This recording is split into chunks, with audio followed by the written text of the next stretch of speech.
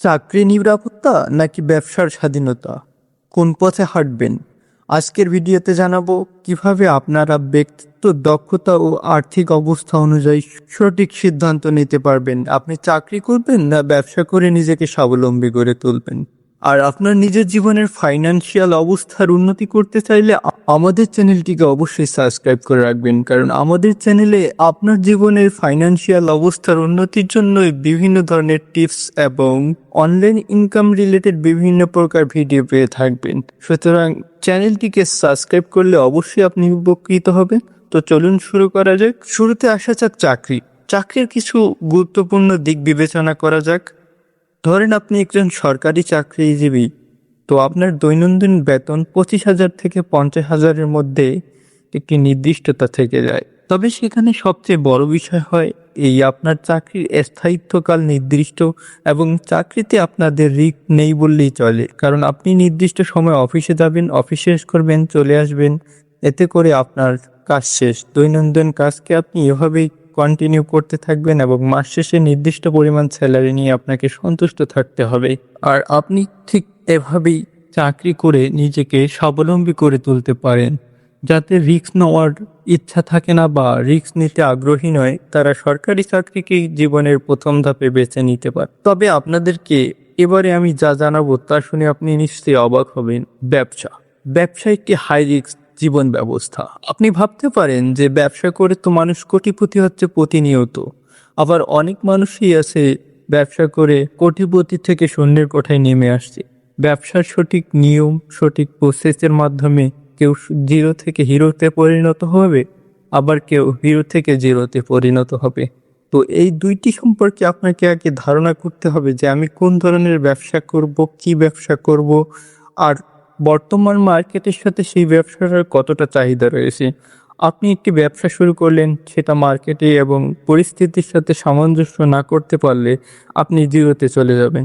অপরদিকে আপনি যদি একটি সঠিক মার্কেট বেছে নেন এবং ব্যবসার সঠিক নিয়ম মেনে চলেন, তাহলে আপনি শূন্য থেকে রাতারাতি বড়লোক হতে পারবেন। কারণ মাসে আপনি 25,000 টাকা বেতন পেতে পারেন সরকারি চাকরি করলে। অপরদিকে আপনি যখন ব্যবসা করবেন তখন আপনার লিমিটেডটা থাকে না, আপনি এক মাসে 10 লক্ষ টাকা পর্যন্ত ইনকাম করতে পারবেন। কারণ আপনার টাকাকে এখানে ইনভেস্ট করা হয় দ্বিগুণ, 3 গুণ, 10 গুণ, 100 গুণ পর্যন্ত হতে পারে। তো আপনি বুঝতে পারতেছেন চাকরি থেকে ব্যবসা কতটা এগিয়ে রয়েছে। হ্যাঁ, আপনার যদি সঠিক নলেজ থেকে থাকে তাহলে অবশ্যই আপনি চাকরি থেকে ব্যবসাকে বেছে নিতে পারেন। আর ব্যবসা আপনার নির্দিষ্ট সময় আপনি যখন খুশি তখন করতে পারবেন।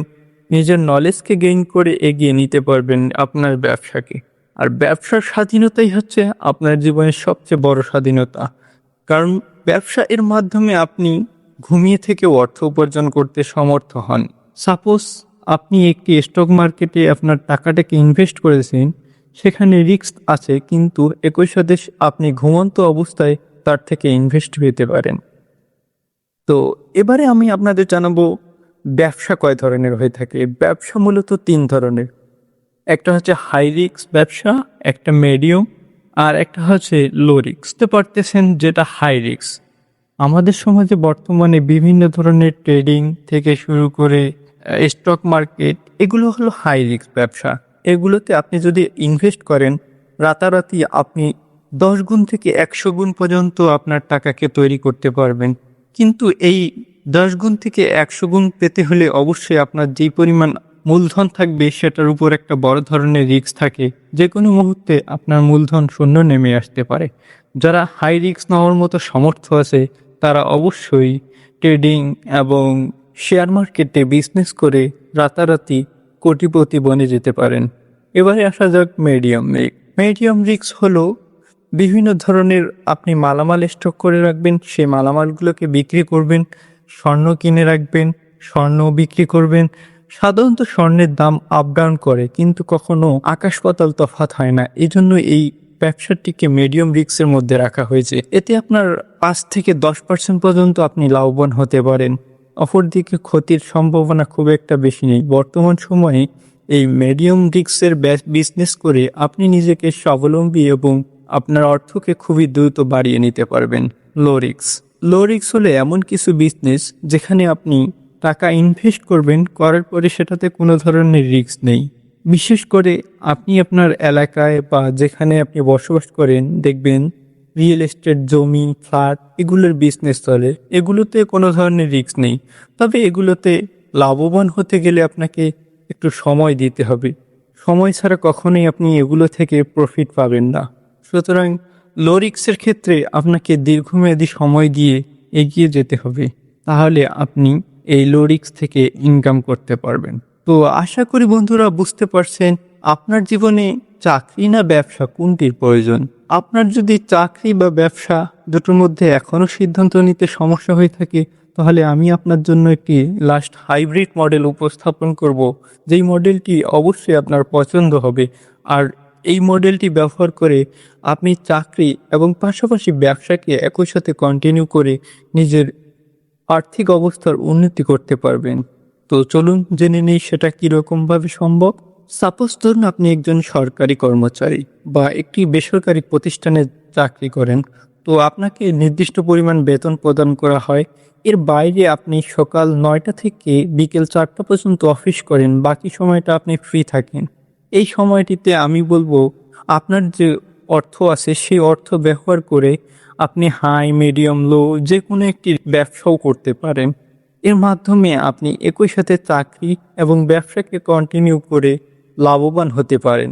তবে এক্ষেত্রে হয়তোবা শুধুমাত্র ব্যবসার উপরে নির্ভরশীল ব্যক্তিদের পর্যায়ে না পৌঁছাতে পারলেও আপনি একটি নির্দিষ্ট উচ্চতায় পৌঁছাতে পারবেন, যেখান থেকে আপনি একই সাথে ব্যবসা, একই সাথে চাকরি দুটোকে ব্যালেন্স করে আপনার ফাইন্যান্সিয়াল অবস্থাকে দ্রুত উন্নত করতে পারবেন। আর বর্তমান সময়ে অনলাইনের বিজনেস হওয়ার কারণে অনেকেই দেখবেন এই পদ্ধতিতে ব্যবহার করে খুব সহজেই নিজেদেরকে এই হাইব্রিড মডেলের মতো করে তৈরি করে ব্যবসা এবং চাকরি দুটোতে স্বাবলম্বী করে তুলতে পেরেছে।